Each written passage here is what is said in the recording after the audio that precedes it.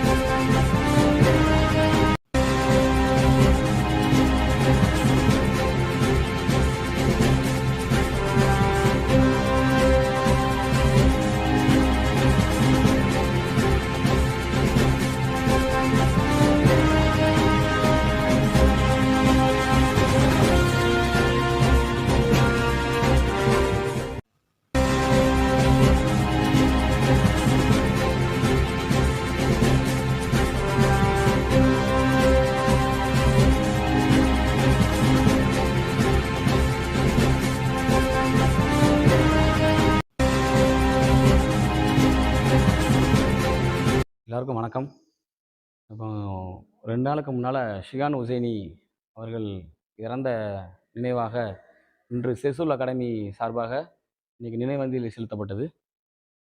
இப்போ பார்த்தீங்கன்னா, Chiyaan Husaini karate master நமக்கு எல்லாத்துக்கும் நல்லா தெரியும்.